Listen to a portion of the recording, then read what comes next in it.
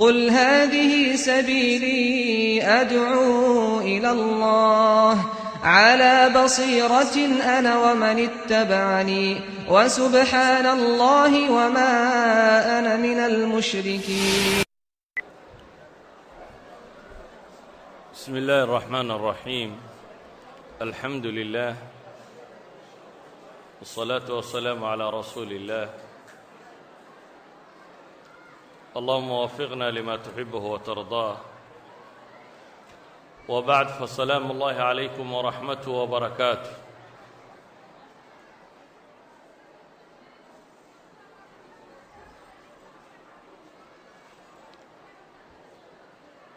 waxaan bilaabaynaa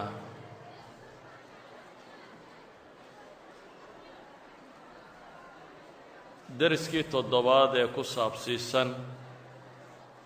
tataarka. waxaynu hore uga soo warrannay taariikhdii tataarka qaybtii ku saabsiisnayd addowla alkhawaarsimiya iyo sidii ay u jebiyeen ee uga guulaysteen. waxaynu kaloo soo marray dowla alcabbaasiya iyo sidii ay u jebiyeen. waxaan kaloo soo marray addowla alayuubiya fadla naamusa. waxaynu hore uga soo warrannay dowladihii ama dowladdii ballaadhnayd ee tataarka iyo dhibaatooyinkii ay u geysatay dowladdii islaamiga ahaa iyo siday u soo jebisay. waxaynu soo gaadhnay markaa 3 dowladood oo waaweyn oo ka mida dowladihii muslimiinta ahaa oo minjayna dacalkiisa ilaa iyo ghaza, magaalada falastiin maanta ee ghaza la ysku haysto, ilaa halkaasuu tataarku soo gaadhay. intaa wuxuu jebiyey markaa 3dii dowladood ee ugu waaweynaa ee meesha ka jiray oo ah khilaafa alcabbaasiya, xagga shishana ay ka sii xigto addowla alkhawaarsimiya, dhanka sokana ay ka xigto addowla alayuubiya iyo wixii ka hadhay. waxaa la soo gaadhay markaa inaan ka warramo qaybihii ugu dambeeyey dagaalada koowaad oo ku saabsan duwalkii mamaaligta la odhan jiray.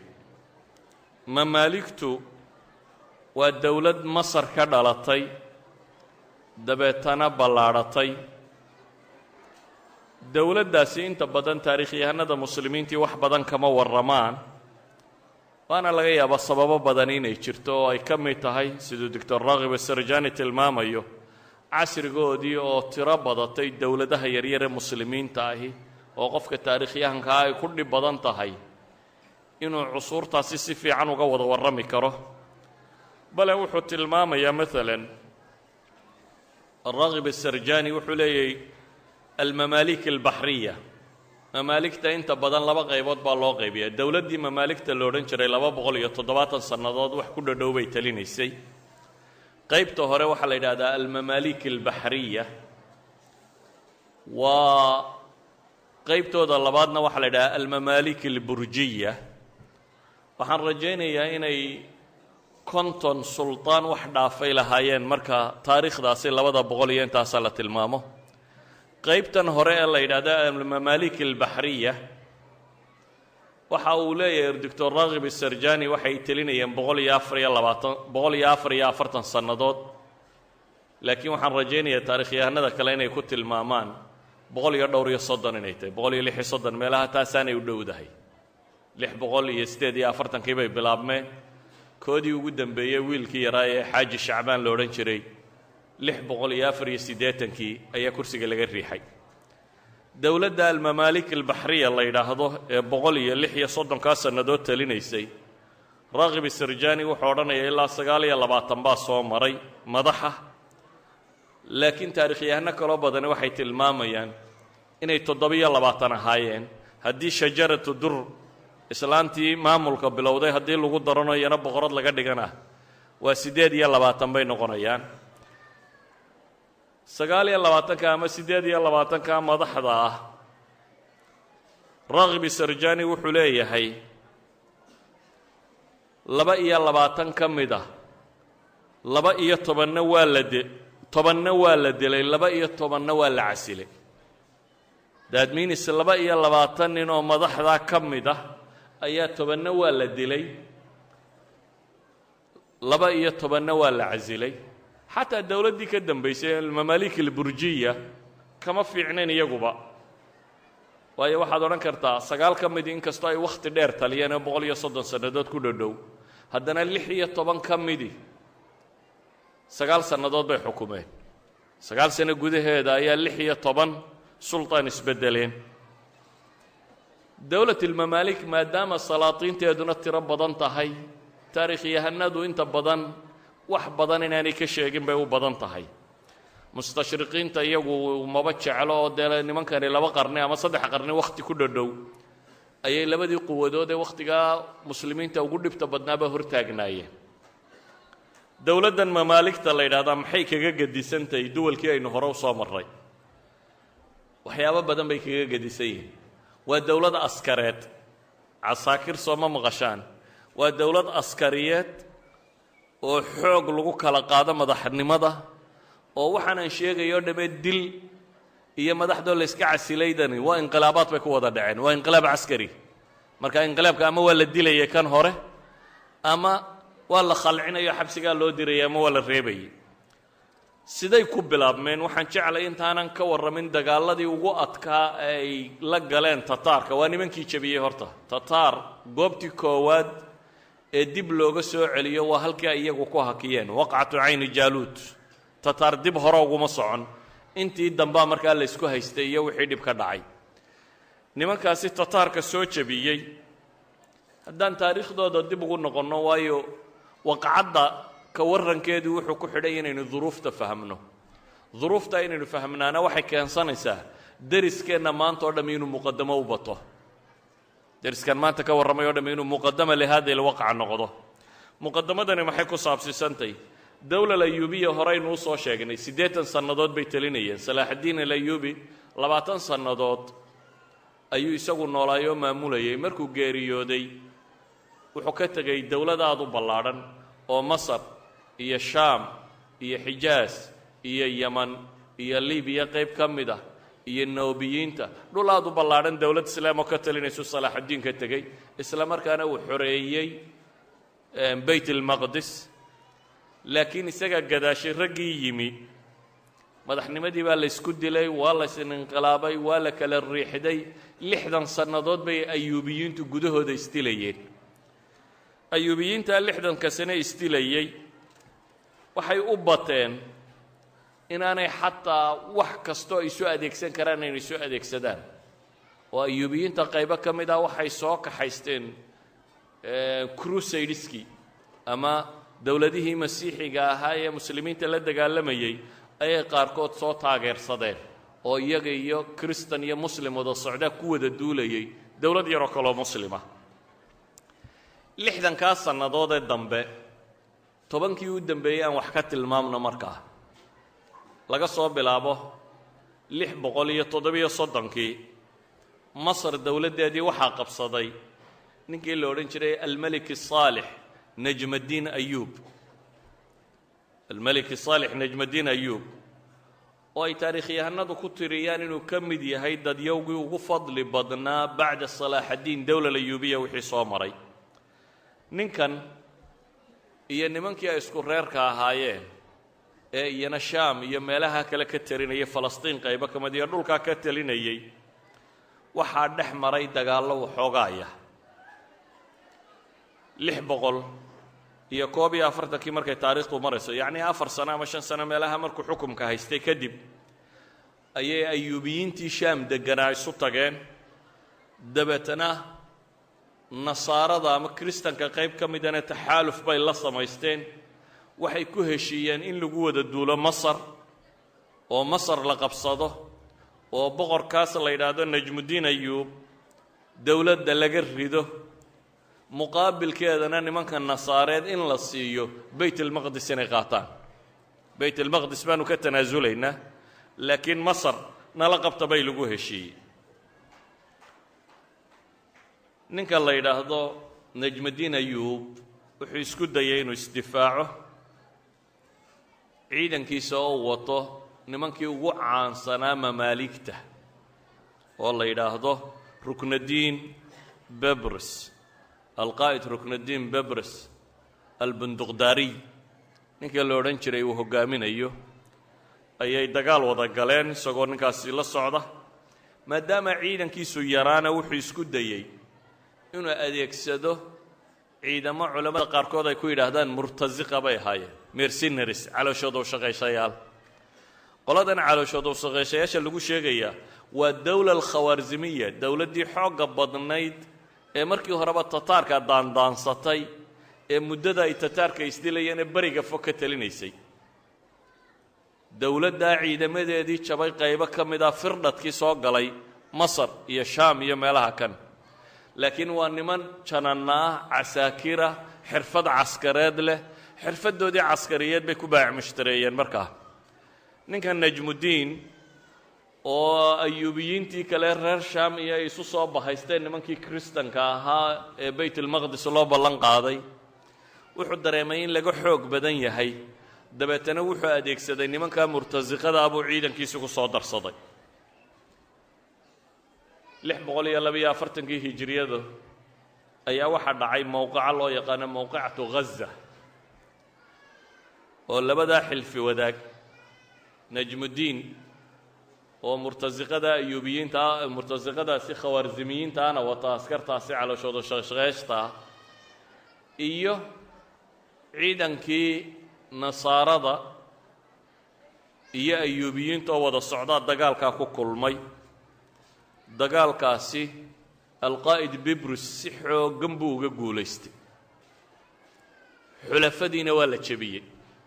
xulafadaa jabkooda taariikhahan meeshan aan ku sheegi doono oo dhammi kuma dhaadhacayo waayo maaha inaynu ghasawaadkan ka warranno ee waa mamaaligtu say u samaysantuun inaan taariikh muujisa ka tilmaamo dagaalkaa jebintuu jebiyey waxaa la yidhaahdaa ilaa 30,000 oo askari buu ka dilay niman badan oo madaxa oo umaradii kristanka iyo kuwii muslimkaba lena gacantaa lagaga dhigay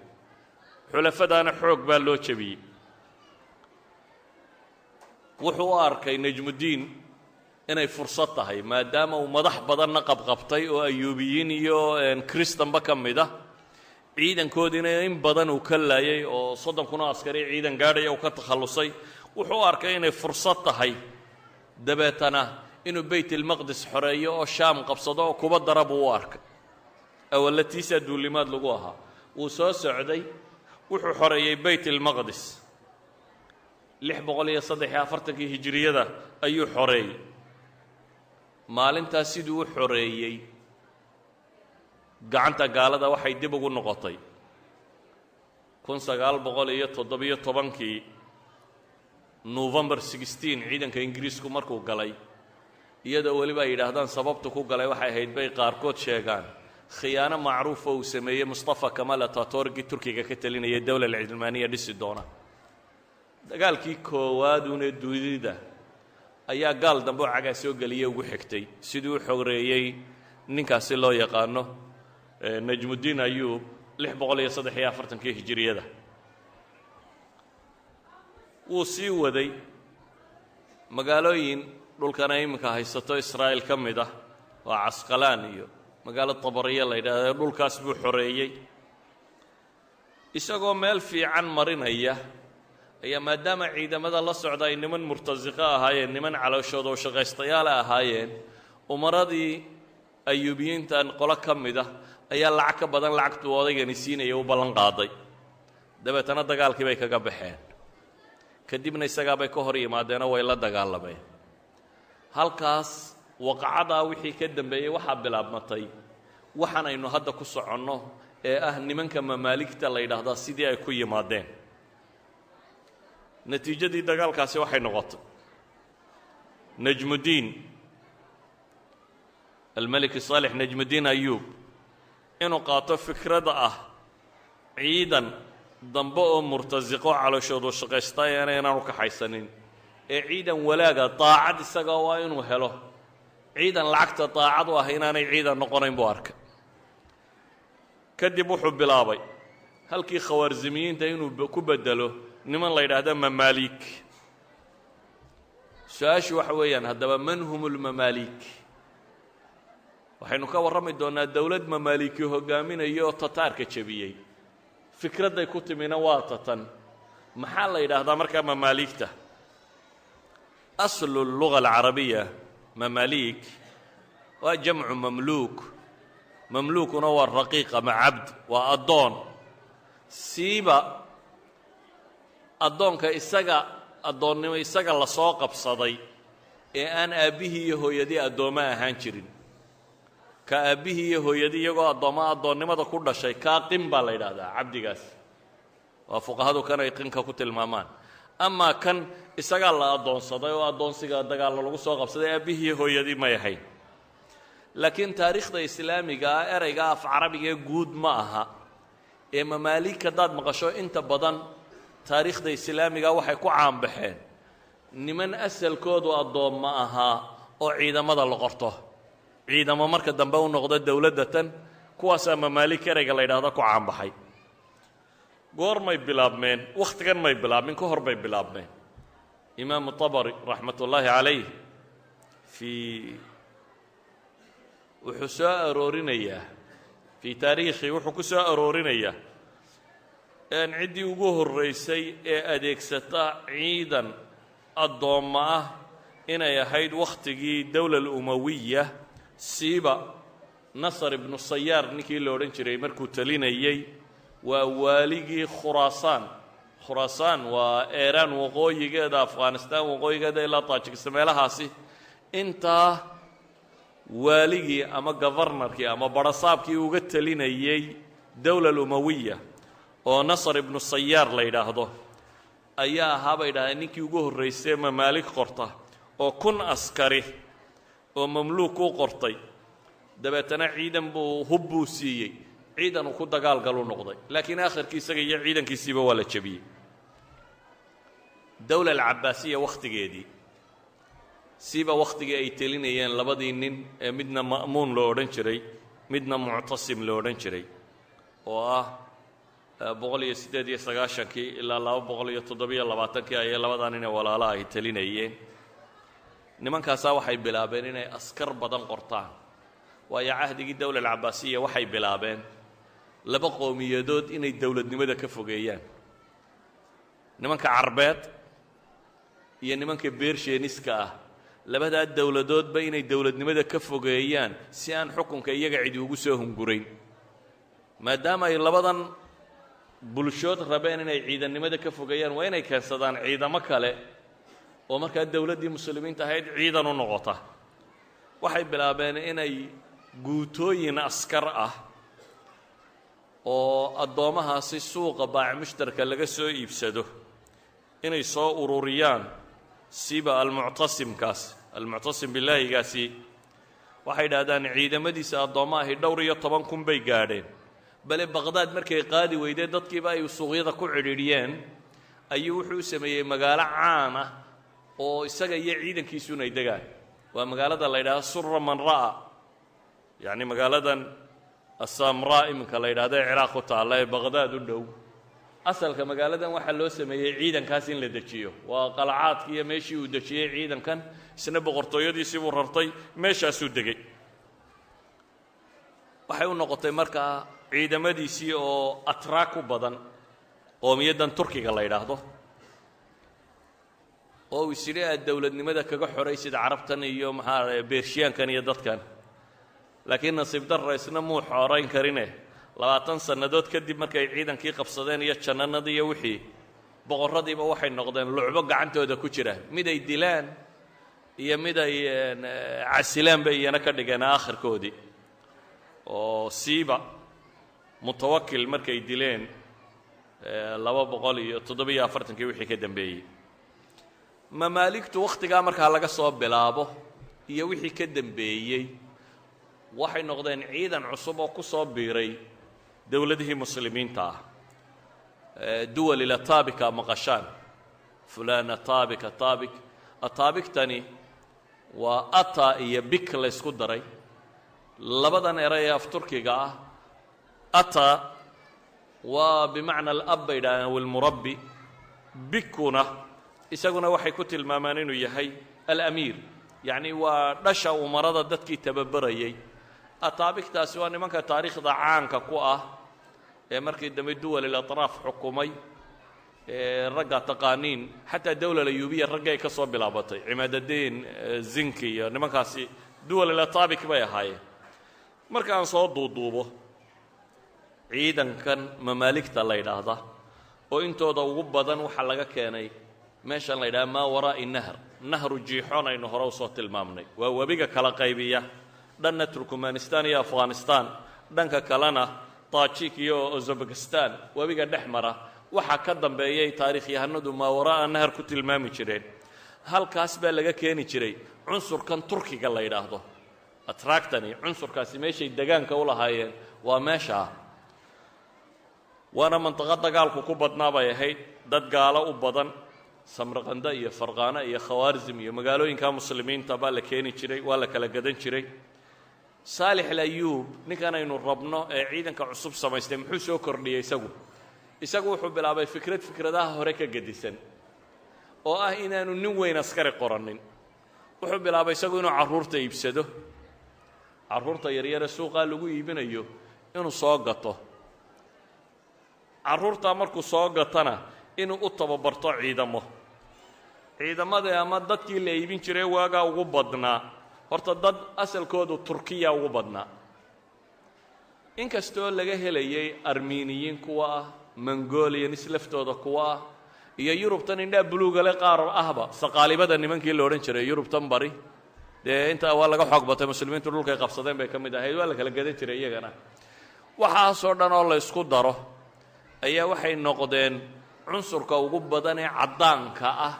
ee addoomaha dadku iminka markaad addoon maqasho nin madow bay ka fakeraan addoommuu berigaa nin cad bay ahaan jireen aad ba u yaraa addoon madoobi tira aad u yar bay ahaayeen cunsurkaasi wuxuu bilaabay markaa boqorka kani isagu inaanu gadanin ilaa kuwa yaryaree carruurta ah mooyaane siiba dad aan muslimiin ahayn laakiin maadaama tataarkii dhul badanoo muslimiina ay qabsadeen oo carruur yaryaroo tiro badan leh ay gadeen dadkaa la kala gadanaya qaarkood waxaa iskaga jiray dad muslimiin ay dhaleen oo carruur yaryaroo muslima laakiin aan af carabiya waxaana ku hadal aabayaashood iyo dadkoodiina dadkii la laayay ay ka mid yihiin ninkani wuxuu bilaabay markaa kulliyaad caskariya oo cusub inuu samaysto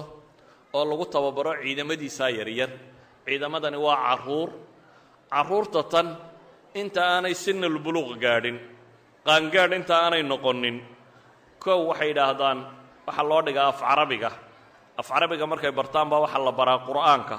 qur'aanka markay bartaan baa waxaa la baraa mabaadi' alfiqhi alislaami walaadaabi sharciya fiqiga muslimiinta iyo adabka sharciga ah inta ay yaryaryihiin waxaa aad loogu ilaaliyaa salaadda inay si fiican u tukadaan adkaarta sharciga ah inay qaybaan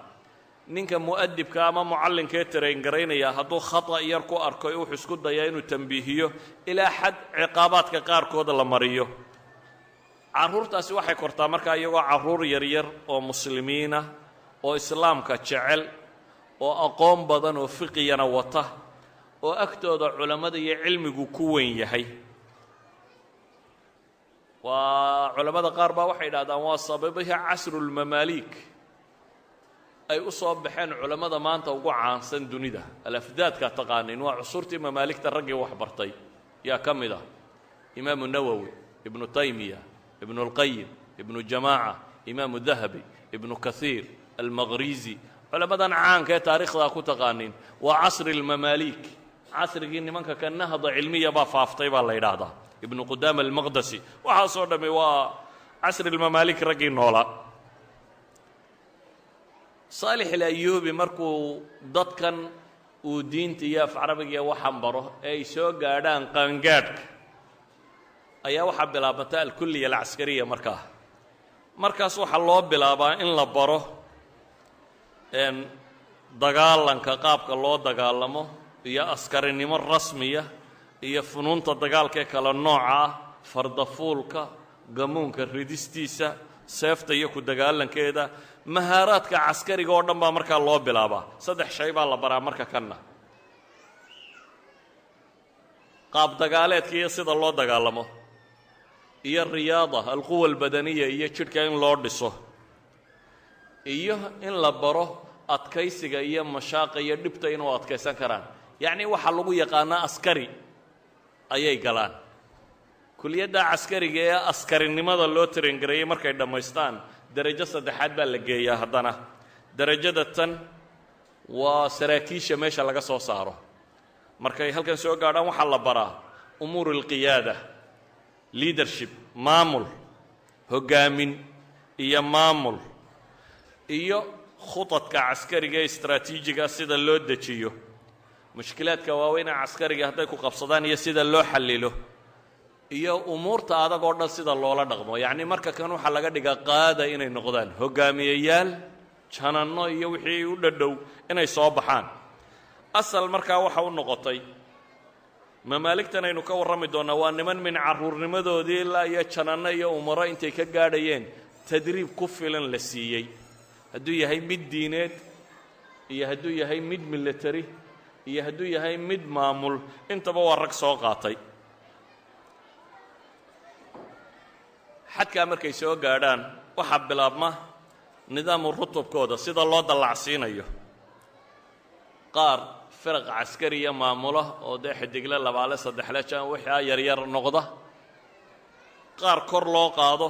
ilaa xad la gaadhsiiyo maxay rutbadda ah amiirka ay gaadhi karaan amiirku waa nin mandaqo dhan xukuma ama meel dhan xukuma waa dad maamul ahaan maamul haya dhaqaale ahaan iqtaaciyiin oo dhul dhan la siiyo mamaaligtan waxaa kaloo loola dhaqmay islaamku ma yaqaano waxa loo yaqaano tabaniga ilma aanad dhalin inaad tidhahdo anaa dhalay ma yaqaano laakiin wuxuu yaqaanaa in qofka la kori karo isagoo magaciisa aan laga bedelin iyo wixiisa boqorradani siiba najmuddiin ayuub wuxuu la dhaqmay sidii carruurtiisoo kale oo markuu raggan kuliyaadka ka soo saaray xero gaaruu dejiyey xeraduu dejiyey buu la degay meel la yidhaahdo jasiiratu rawda oo qaahiro ku taalla ayuu dejiyey webiga niilka dhexdiisa jasiirad yaro ku taalla halkaasuu qalcad uga dhisay isna gurigiisii boqortooyada halkuu u soo raray sidai carruurtiisoo kale uu la dhaqmay xad bay yidhaahdaan uu cunnada la cuni jiray meeshay seexdaan jeegarayn jiray wax walba way iyana si dhabay u jeclaadeen oo nimankan suuqii nakhaasa iyagoo yaryar laga keenay suuqa dadka lagu iibiyaa laga keenay iyagoo yaryar haddana waxaa laga dhigay umaro iyo dee dad xawaashidii boqorka ka tirsan iyana markaa si fiican bay ula dhaqmeen boqortooyadoo aad bay u soo dhowaysay ciidankan mamaaligta la yidhaha marka hore saasuu ku samaysmay ninka la yidhaahdo najmuddiin laba nin ayuu ciidamadiisa hoggaamiyaal uga dhigay nin la odhan jiray farisudiin aqtaay iyo nin la yidhaahdo ruknuddiin bibres labadaa nin ayuu madax uga dhigtay halkan markay marayso intaanan weli gaadhin meeshii aan u socday muqadamadan waxoogaa ku daro luwis ataasic boqorkii la odhan jiray waxaa jiray yurub boqorradeeda wakhti ka mid ah ayaa boobabku aada u hungureeyeen dabeetana iyaga iyo boobabkooda wada socdaa waxaa la go'aansaday in muslimiinta lagu duulo xamlaad kala dambeeyey xamla salibiya alأuulى الثaaniya الثaaliثa الraabica alkhaamisa الsaadisa الsaabica xamlaad taariikhda caanku ah crusaderska nimankan la yidhaahda weeyaan dagaalladii ay soo qaadeen dagaalladan yaa soo qaadayey boqorrada yurub richard kii la odhan jiray qalbulasad ee ingiriiska ka talin jiray philip augustus kii faransiiska ka taliyey maxaa la yidhaha frederica thanigii jermany haysan jiray bahamoyo oo qubrus iyo sicily ka talin jiray dagaalkii shanaad ee ay soo qaadaan reer yurubka iyo crusadeska waxaa hoggaaminayay boqorkii la odhan jiray luwiska sagaalaad ee faransiiska luwiska sagaalaad ee faransiisku wuxuu isku dayey inuu tataarka heshiis la galo in muslimiinta gamta loo joogsado laakiin waa innagii hore u soo sheegnay boqorka tataarku inaanu cidnaba agtiisa inuu ku arkay inaanu oggolayn dabeetana waxaabuu ka xanaaqay boqor yaroo reer yurub oo waraaqu soo dirayo oo iska dhigaya qof macnalo buu ka xanaaqay saa daraaddeed wuu diiday fikraddii sulxiga ahayd hase yeeshee boqorkii masar haystay ee najmuddiin xanuunka tiibayda la yidhaahdaa ku dhacay wuu xanuunsaday luwis wuxuu maqlay intan kale ayuubiyiintuna naf badan may lahayn ninkii ugu xooga badnaana inuu xanuunsanayo tataarkiina inay marayaanba baqdaad qabsadeen iyo waxaasi oo dhan ka soo tallaabeen dabeetee wuxuu is yidhi wallahi adna waad ka yara gaadhsiin karaysaaye masar iyo intan iska sii qabso xamlad buu soo qaaday ilaa 700 oo doonyood buu soo kaxaystay ciidan xooggan oo qaarkood ay ku sheegaan 100 kun oo askari ciidan gaadhayuu soo kaxaystay wuxuu ku talagalay isna inuu masar gunta ka rojiyo wuxuu yimi meesha la yidhaahdo dimyad waa magaaladii ugu caansanayd markaa masaarida ee dekedda u ahayd ee baxrul abyadka ama mediterranean seaga ku soo jeeday dimyad ciidanka inta leeg iyo waxani marun bay soo galeen waxoogaagii askartii iyo ciidankii joogay waaba ka baqeen waa uga yaaceen magaaladii buu iska qabsaday halkii buu degay waa xamladii 7aad ee saliibiyiinta markaa alxamla asaabica weeyaan markay qabsadeen meesha tan ayuu boqorkii masar ka talinayay markaa najmuddiin ayaa wuxuu go'aansaday inuu dagaalamo weliba inaan qaahiro loogu iman inuu ka hor tago laakiin dadka si uu dagaalgeliyo wuxuu go'aansaday isagoo buka oo jiifa oo sariirta saaran in la qaado frontka la geeyo isagana ciidamadiisii wuxuu amray inay baxaan meel dhexe madiinadan almansuur la yidhahdo almansuura halkaas buu ciidankiisii keeyey oo kollayba wuxuu garanayay webiga niil inuu soo raaci doono marka inaan qaahiro la isugu imana dhexda inuu dagaalku ka dhaco wuxuu amray in la qaado oo meeshaa la geeyo saraakiishiisii ciidanka watay waa 647 baan rajaynayaa inay tahay marka dimyaad la qabsaday safar 20keedii labadiisii sarkaal ee mamluuga ahaa ayaa ciidamadana wata farsudiin aqtaay nin la yidhaahdo iyo bebris ruknudiin albunduqdaariy nin la yidhaahdo labadaasaa nin wata waa laba nin oo jananna ah oo dagaalyahano khatar ah iyadoo khitadii caskariga la dhigayo oo uu rabo inuu isdifaaco ayaa waxaa dhacday tii allah timi shacbaan 15keedii ayaaba geeridu u timi boqorkii waddanka maamulayay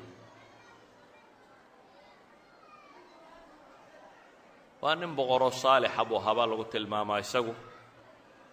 waa ka ibnu taqari berdi ayaa wuxuu leeyahay low lam yakun min masaaxin الsulطaan saalix najmuddiin ayuub إila tajalludah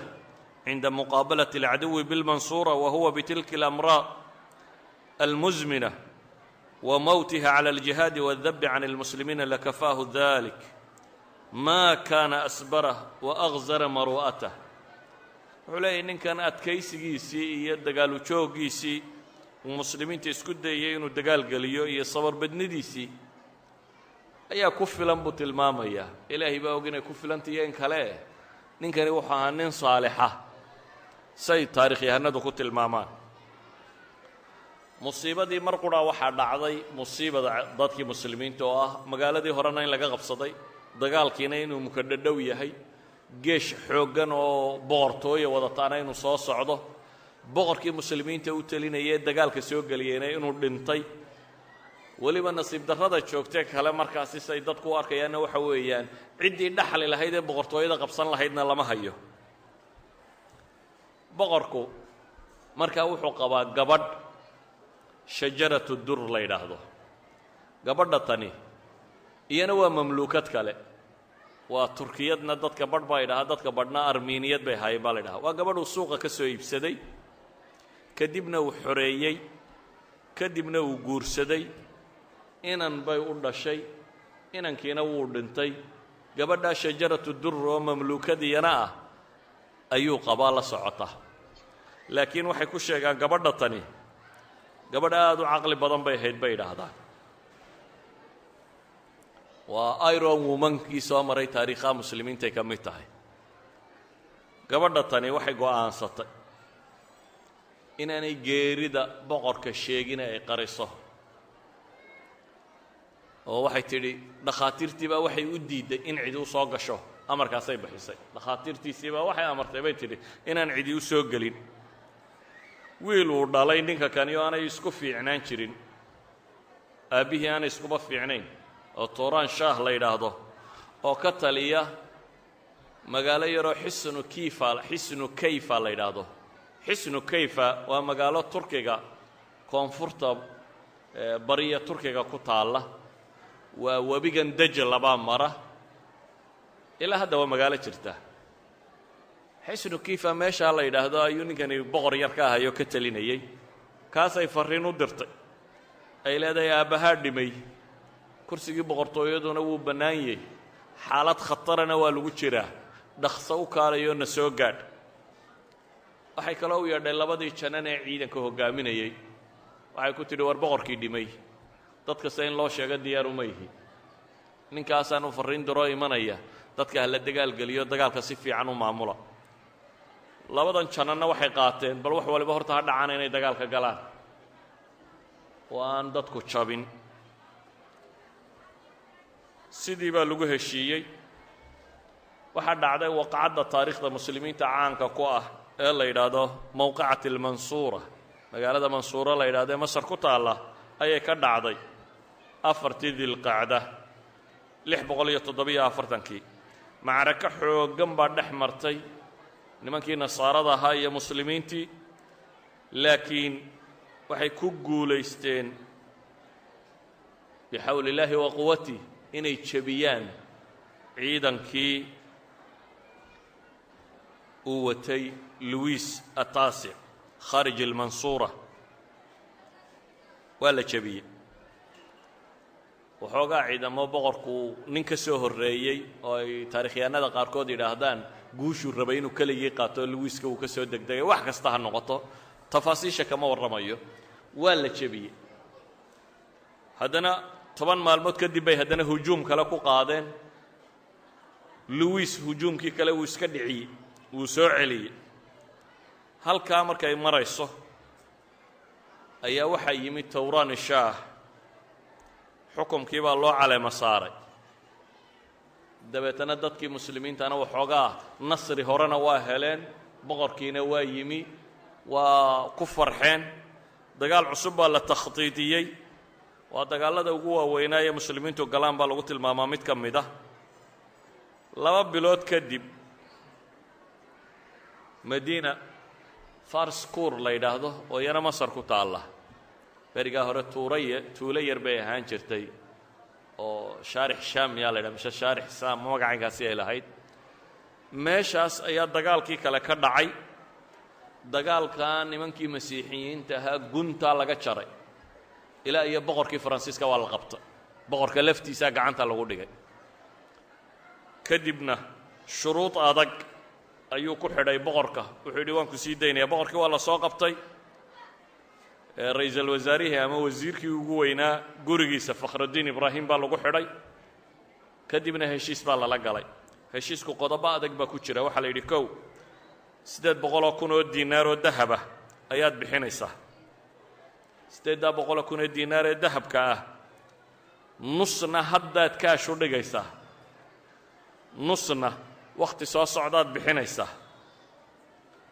waxaa kaloo intaa la socda wax allaaliya wixii aa maxaabiis hore u qabsateen ee muslimiinah, dufcada hore aa lacagta bixinaysaan baa ku soo daraysaana waa la soo daynaya. waxaa intaa kaloo la socda wax allaaliya wixii aan maxaabiis kaa qabannayna waa haynaynaa ilaa iyo dufcada dambe, lacagta qaybta dambe, installmentka dambe ilaa wakhtigaa ka bixinaysaan, maxaabiistiinnana waa la haynayaa. waxaa kaloo heshiiska ka mid ah 10 sannadoodoo soo socdana inaan wax dagaala la ysku qaadin. intii baa la aqbalay. laakiin waa adduun aad u tiro badan. 800 kun oo diinaar waxay u dhigmaan 3400 oo kiilooyo dahaba, yacni 1.4 tan. waxay u dhigmaan wax ku dhodhow 3.4 tan. waa 3 tan iyo badh wax ku dhodhow. waxaa laga rabaa inay naqad hadda u bixiyaan 1.4 tan. 1 tan iyo badh wax ku dhodhow oo dahaba oo naqada inay iminka dhiibaan. dee boqorkii baa xidhan, kiristankii waa isu tagtageen, intii waa la soo ururiyey, waa la keenay. luwisa taasic waa la sii daayey magaaladan caka la yidhaahdo oo imaarad masiixiyiina ayuu dib ugu noqday halkaa markay marayso tawraan ninkii la odhan jiray tawraan shaah marka kan xoog buu isbidaysnaa boqortooyadii buu qabsaday taarikhyahanada qaar waxay dhahdaan nin dabeecad xun buu ahaa siyaasaddana kuma fiicnayn lafteeda guushii uu boqorkii faransiiska ka guulaystay ee boqortooyadii uu qabsaday ayuu dadkii la socday umuu aabba yeelin dadkii uu meesha ugu yimi kow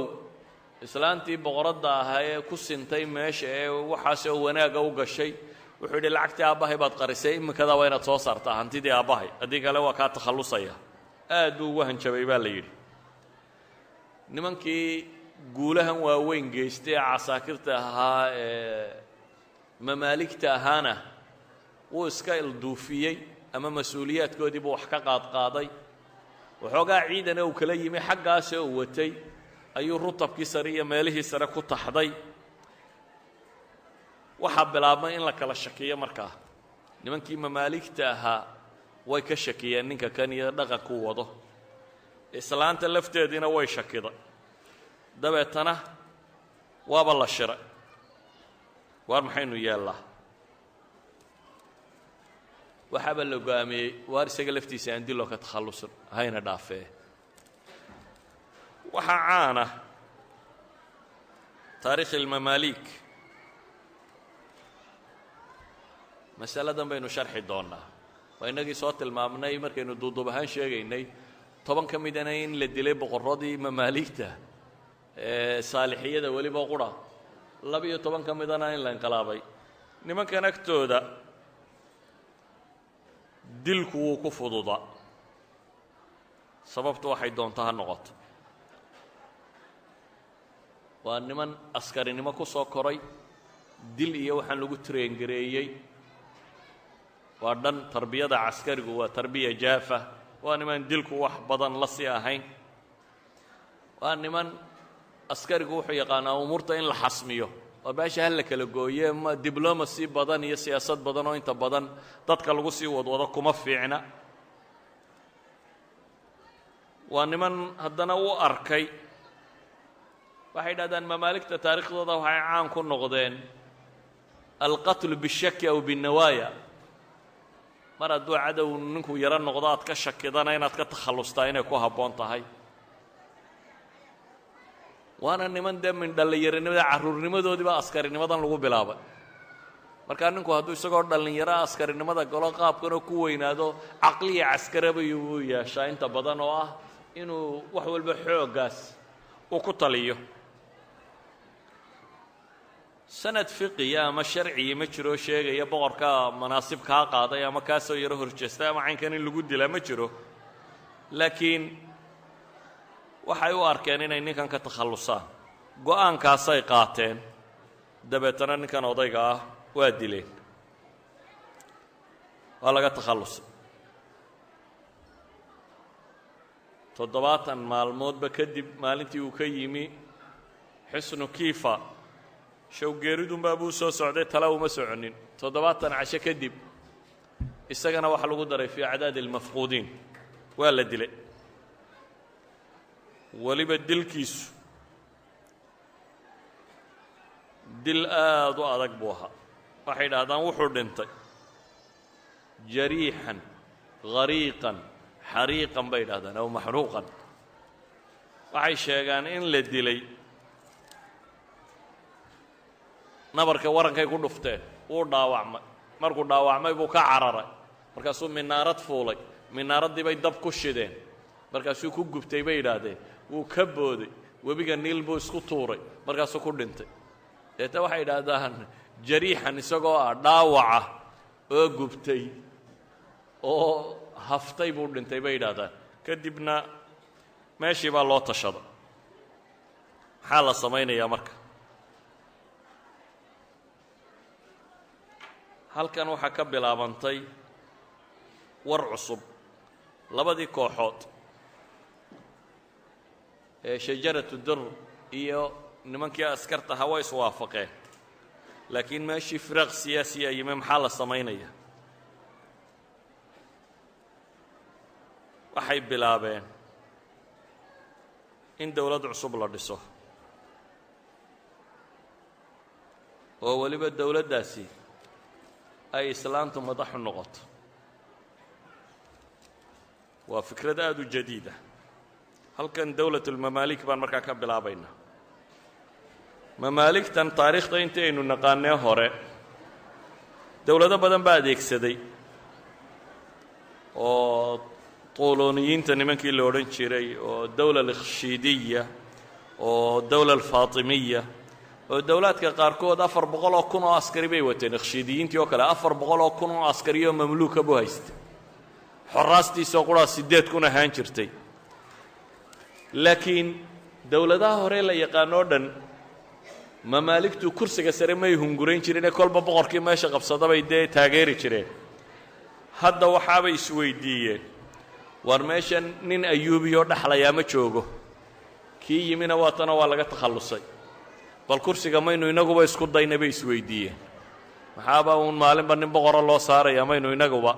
meesha qabsanno shajaratu dur islaantan la yidhaahdaa waxay ahayd qof dumara bay yidhaahdaan oo geesiyada oo dhiiran oo caqli badan bay yidhaahdaan bay ahaan jirtay iyana xisaabaadkeedii waxay isugu geysatay oo weliba qiyaadada iyo xikmad badan ku leh oo waxaynu ka garan karnaaba fitradii uu ninkaasi maqnaa siday wax u sii maamushay waxaanay aragtay inay nimankan laftoodu ay taageerayaan aan warkooda soo koobo habartaasi waxay qaadatay inay iyaduba boqorad noqoto nimankii mamaaligtina waxay isidhahdeen kolle islaanta hadhow waa iska riixi karaysaane bal horta cadhadan hore ninkan loo qabayo waxaana kaga gudubteene meesha ha qabsato iyana waa taageereen mamaalik albaxriya oo taageersan ayay habartii iclaansatay inay waddanka madaxweyne ka tahay waa awal dowla islaamiya habare ay tidhaahdo madax baan ka ahay ee taariikhda hore islaamiga lagu soo maqlo dee adduunkan muu ahayne waa islaba rogte qayladii baa badatay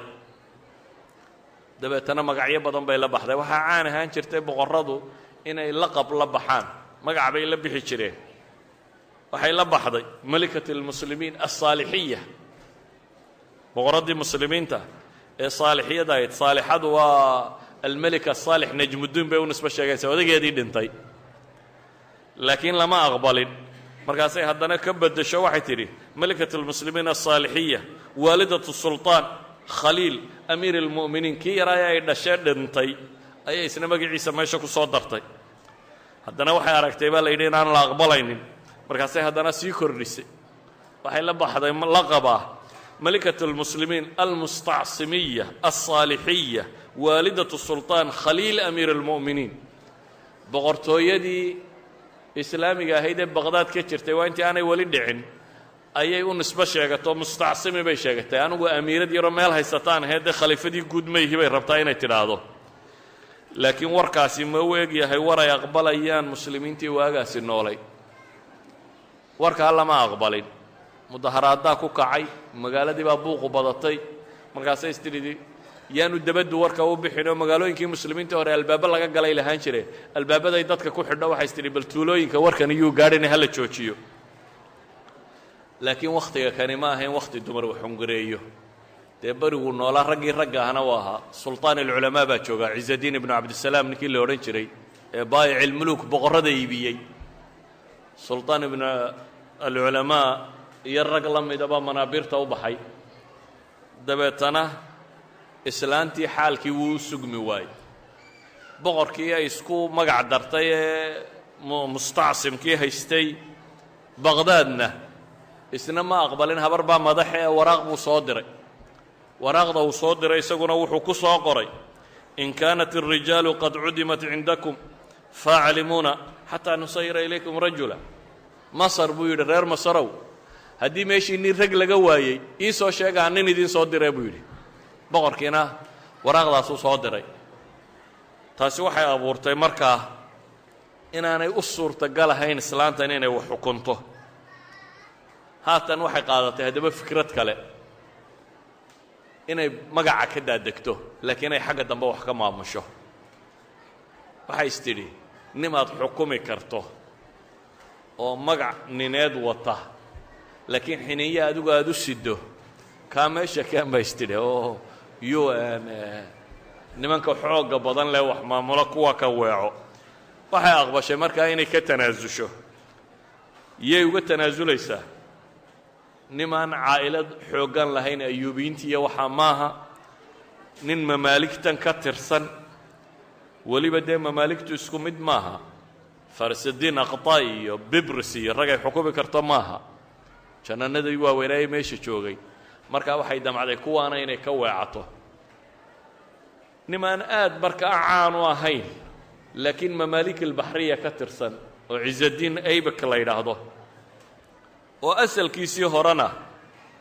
jaashankiir buu ahaa. jaashankiirku waa shaqo guriga qasriga laga qabto. waa boqortooyada madaxda had iyo goor waxaa jira qolo cunadooda qaabilsan oo dhadhamiya si aan boqorkiiyo waxaan loo samey nimankan madaxda o dhan bahasha waa laga dhadhamiyaa. iyagu ma bilaabaan. mid baa jira soo dhadhamiyo haddii lagu sumoobayo isagu sumooba laakiin si aan madaxdu u sumoobin. marka waagii hore shaqadan baabuu hayn jiray. wuxuu ahaa jaashankiirkii madaxtooyada buu ahaan jiray. ninkaasoo ayay istiri kan baad wadwadan kartaa. dabeetana ciزadiin aybak bay guursatay. waxaana yidhaahdaan wuxuu ka mid ahaa raggii aan ku caanbixin murannadii u dhaxeeyey janannadan iyo ciidamadan dawladda muramadoodii raggii aan qalinee iska degan. waana nin turkumani loo nisbeeyo. turkumanigu dhalashadiisii maaha bay qaar yidhaahdaane waa wilaa nasaba wilaa cidqiya. calaa kullin 80 maalmood kadib bay iscasishay. dabeetana ninkan baa madax noqday. jumaad alaakhira oo 648 ayaa waxaa madax laga dhigay dowladdii masar ciزadiin aybak. ciزadiin aybak waa addoon la xoreeyey laftiisu laakiin dadkii waxay u arkeen waaruun hadday qofkan dumari meesha ka tagtay bal waa lagu sii meel gaadhi karaa baa loo arkay. qoladan mamaaligta ahi laftoodu umay arag nin xooggane waxayse lahaayeen isaga laftiisa waa mid ay iska weecin kartaan. wakhtiga kan hal sano gudaheed bay masar markaa maraysaa 4 madaxweyne. odaygii ayuubiga ahaa najmudiin ayaa dhintay. inankiisii baa la dilay. shajaratu dur baa la casilay. ciزadiin aybak ba hadda kii afraada. waa sanad gudihiiba 4 madaxweyne la maraya. ciزadiin aybak laqab buu la baxay almuciz. baycadii baa la siiyey. shacabkiina waa aqbaleen. isna wuxuu isku dayey inuu awraaqdiisa ratibto. ciidamo cusub buu qortay. mamaalik albaxri wixii ka soo raaci karayna wuu ku darsaday. ciidamadiisa cusub nin dhallinyaro ah oo geesiyo cusub ayuu madax uga dhigay. waa ninka la yidhaahdo markaa sayfadiin qutus. ninka aynu u soconno inaynu taariikhdiisa ka warranno ee goobaha tataarka jebinaya waa wiilkan yar markaasi ee la soo dallacsiiyey ee uu ka dhigtay almuciz. jananka ciidamadiisiiya uu u dhiibtay. waa markii ugu horraysay taariikhda duhuuru ku yeesho. ayuubiyiintii shaam joogay kumay qancin qadiyadda tan ee waxay isku dayeen masar innagaa iska lahayne waa maxay addoommahan iyo waxaan qabsaday iyo dumarkan isugu tegey aan ku duulla bay yidhaahdeen. weerar bay soo qaadeen. ciزadiin aybak laftiisaa ka hor tegey meel zaqaaziiqda halkan la yidhaahdo meel u dhow alcabaasiya macraka la yidhahduu la galay. waa jebiyey. boqorkii joogay baqhdaad baa soo hadlay. heshiis baa laga dhex riday. heshiiskaasi wuxuu noqday markaa falastiin in loogu daro ciزadiin aybak. khaliifadiina inuu ictiraafo. marka ciزadiin aybak hadda saxiixii boqortooyada ee muslimiinta khaliifadana wuu helay. marka waa boqorkii rasmiga ee meesha. laakiin taasi waxaanay u qurhqurhsamin shananadii isaga ka hooseeyey dee dowladdan guulaheeda keenay siiba ninkii la odhan jiray farisudiin aqtaay oo ciidankii markaa mamaalik albaxriya ninkii ugu sarreeyaya ninkaasi boqorkan maba ictiraafin alimaam almaqrisi fii kitaabi السلوك لمعرفة دول الملوك wuxuu leeyahay xaqiraad uu xaqirayo aybik wuxuu ka gaadhsiiyey buu yidhi inuu alqaabtiisaba ugu yeedho almuciz iyo melik iyo waxa uguma yeedhi jirine yaa aybak buu odhan jiray buu yidhi markuu u yeedhayo maxaad u malaynaysaa jananka ciidamadaada ama wasiiru difaacaga markuu u yeedhayo hebelow ku leh aan madaxweyne iyo waxba toona raacinaynin xaqiraad weliba daraaddeed aan saaxiibtinimo ahayn aybak wuxuu go'aansaday ciizadiin aybak boqortooyadan sidii u xejin lahaa mamaaligta waxaynu nidhi takhalluska agtooda wax weyn kama ahayn wuxuu go'aamiyey markaa wixii ka soo horjeeda inuu ka takhalluso dabeetana janankii ciidamadiisa haystee farisudiin aqtaay la odhan jiray buu ka takhallusay markuu janankaasi dilay ayay habartiina shakiday waxay is tihi wallaahi ninka farisudiin aqtaay kow kaga siiyey inaanu xukum iyo waxba toona kuu ogolaanaynin waa shakiday almamaalik albaxriya ninkii ugu weynaa markii la dilay jannanadii ku xigay waa baxsadeen ciidankii mamaaligta ee baxriga ahi wuu kala daatay qayb ka midoo badani waxay u carareen dowlal ayuubiya dhankeedii oo weliba ka mid yahay ninkii ninkan ku xigay ee bibris la odhan jiray ilaa dimashq buu tegey mar kalea waxaa soo dhex galay boqortooyadii baqhdaad ka telinaysay oo isku dayday inay heshiisiiso waxaa ku heshiisiiyey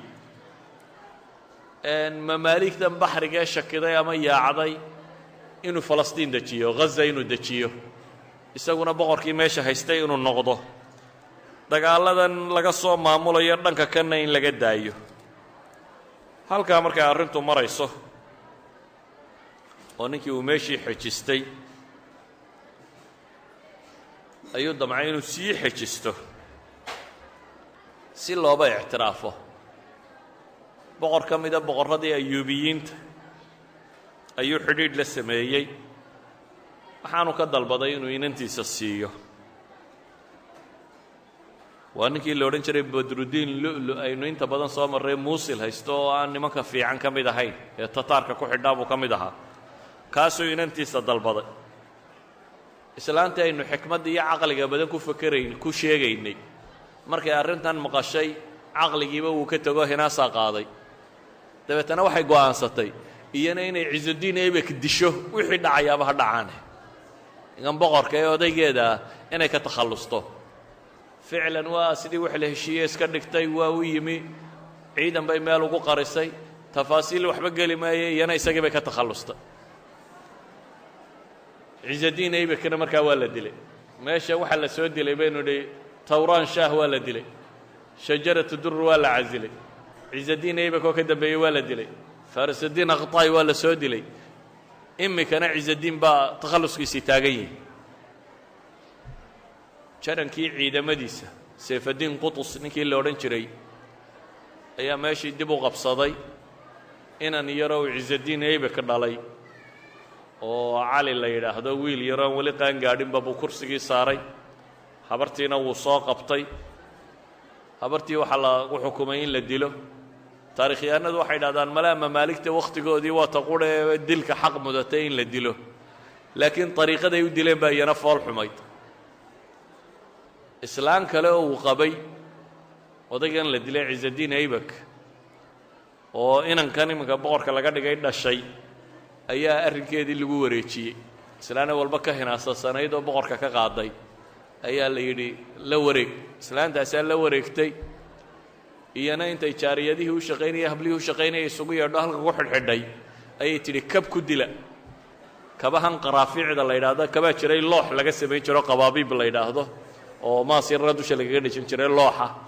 kuwaasaa loola baxay habartii shajaradurre ee cilmiga aqoonta badnayd iyo caqliga badnayd iyana kab qaraafiica lagu dilay sidii kabtaa loogu garaacayay sidii boqorkii aynu ku soo marray khaliifa alcabaasi haraatida ku dhintay say tataarku haraati ugu wadeen shajaratu durrina haraatidaasaa lagu dilay kabtaa looxaaya baa lagu dilay waa ariiqa nisyaaniya bay yidhaahdaan waa qaab aan runtii u cuntamin in qof bini aadama loo dilo laakiin saasay ku dhimatay arrinkii wuxuu marayaa markaa masar oo wiil yar uu madax ka yahay oo nuuraddiin cali la yidhaahdo gacantana uu ku hayo oo wasiy uu u yahay sayfaddiin qutus nin la yidhaahdo sayfaddiin qutus waxaynu odhan karnaa marka kan waa alxaakim alasliy ee maamula dowladda waddankan ka talinaysa waa alxaakim alasliyi dowladdan maamula waxa uu markaasi sameeyey inuu dejiyo dowladda tan qutus waa kuma haddaynu isweydiinno ninkani xagguu ka yimi isagu taarikhyahanada muslimiintu waxay isku waafaqsan yihiin taariikhda muslimiinta raggii soo maray ragga ugu waaweyn inuu ku jiro waxay yidhahdaan magiciisa dhabta ah maxmuud ibnu mamduud baa la yidhahdaa maxmuud binu mamduud baa la yidhaahdaa bay yidhaahdeen waa nin qoys boqortooyoa asalkiisu ka soo jeedo ninka kan waxaa la yidhaahdaa waxaa hooyadii dhalay boqorkii baxru qaswiin ku dhintay ee moxamed alkhawaarzimi ee dowladdii khawaarzimiinta la soo jebiyey ama waxaa abtigii iyo hooyadii la walaal tahay jalaaladdiin alkhawaarzimi ninkii tataarka afghanistaan labada jeer ku jebiyey ee kadib la soo kaceen ee sindi ka tallaabiyeen ee xaggaa iyo indiya orodka ku galay kaasaa abtigiiya kaas dadkii la socday buu ahaa isagoo yaroo carruurah kaa markii la jebiyey reerkiisi iyo wixii oo dhan waa la qabtay wixii la layn karayey way laayeen midhadh carruura iyo dad noocaasa addoonnimo loo kaxaystay wiilkan yari wuxuu ka mid ahaa dagaaladii markaa ka soo dhacay qaybtaasi dadkii addoonsiga loo soo kaxaystay akhiiran suuqii nakhaasa baa la geeyey suuqa dadka lagu kala iibsado waa la iibiyey gacanba gacan bay u soo dhiibtay iib buu dimashq ku soo galay dimashq baa haddana mid kale ka iibsaday waa la waday masar buu iib ku galay masar baa haddana waxaa iibsaday ciisaddiin aybik waa soo koriyey akhiiran jananka ciidankuu noqday ninka kani marka hore qoys boqortooyaabuu ka dhashay kadibna wuu jabay kadibna waa la addoonsaday bariga muslimiinta laga keenay isagoo addoonah masar baa addoonnimadii lagu keenay ilaahay qadartii kii unba haddana meesha dib u koray oo noqday markaa jananka ugu weyn ciidamada waddankan haysta qutus waxay yidhaahdaan waa nin koow guri boqortooyo ku koray abnaa'i almuluuki walumaraa walqaada waxay yidhaahdaan jaaniska inay qaadan noqdaan way ka tiro badantahay dadka caadigaa jaaniska inay qaadan noqdaan waa culammadan leadershipka iyo managementka ka warrantaasaa sheega waayo ninka kani guriga uu ku koray hadduu iyo guri wax laga maamulo inta badan kuwaasaa noqdaa dee duwalka maanta joogaba orod istuurdinkaa eeg ama wasaaradaha eeg ama caynkan eeg waa dad ku soo koray guryo maamul jaaniskoodu wuu ka badanya inay maamul qabtaan dadka kale ee caadigaa jaaniska ay wax ku maamulaan ninkani waa gurigaa uu maruu ku soo koray marka koowaad marka labaad mamaaligtii masar lagu tababaray waa nin ka mid ah oo dowraadkaa diinigaa iyo kuwa caskarigaa iyo kuwa qiyaadigaaba soo maray waa nin askarinimo rasmiyana loo tababaray waa nin markaa kalsooni nafeed leh oo sida tana askari dhaba ah wuxuu ku tala galay inuu meesha tan dejiyo hawraad baa waddanka ka bilaabmay kacdoomo ay ka mid yihiin shajaratu durri kuwii iyada la xisbiga ahaayee ka soo hadhay mamaaligtii baxsatay almamaalik albaxriya oo uu hogaaminaya nin la yidhaha sanjari alxalabi sanjari alxalabi waa mamaalik albaxriya buu ka tirsanyey waxaanu rajaynayay ciisaddiin ayba gadaashay inuu isagu madax noqdo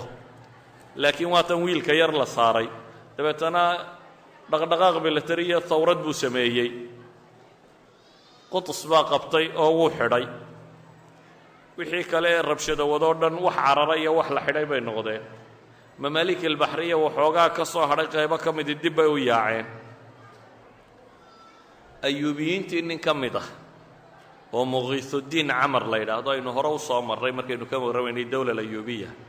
waa kark meesha la yidhaahdo meel yaroo urdun ku taalluu madax ka ahaan jiray. waxay idhaahdaan nin hunguri badan, hunguri siyaasiyo weyn loo itaal yar buu haddana ahaa, ayaa waxaa qaaday hunguri ah war masar ayuubiyiintii waa tan laga qaaday nimankan isdildilayaa qabsaday maad adiguba ku duushid mala waad qabsan karaysaaye. wuu soo duulay 655kii waxaa ka hortegay sayfaddiin qudus ciidan uu hogaaminayo wuu jebiyey. mar labaad haddana rabiicul aakhar ayuu dib u soo duulay 556kii. marka labaadna waa la jebiyey. marka labaadee uu soo duulayo ma taqaanaa waa baqdaad intii la qabsaday 2 bilood kadib. yacnii siday u fakerayeen nimankan iyo maskaxdooda u qaldantay, iyadoo caasima khilaafa almuslimiin la qabsaday ayuu tataar kuma duulin ama wax iskama celine dowlad yaroo muslimiinoo meel kale ka jirtuu duulimaad u siiyey. 2 bilood kadib baqdaad oo la haysto 2 bilood oo madhatay ayuu xagga baqdaad uma jeeday, wuxuu u jeedaa inuu masar soo qabsado. laakiin markan kale haddana dib baa loo celiyo waa la jebiyey. waxaa bilaabmay marka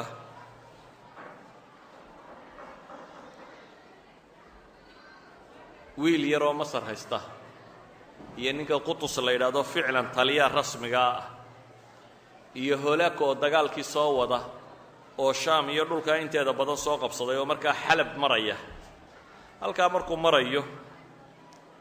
ayuu wuxuu u arkay qutus inay arrintu khatar tahay oo 3 dhibaataba ay waddanka ka jiraan. tataarkiioo soo socda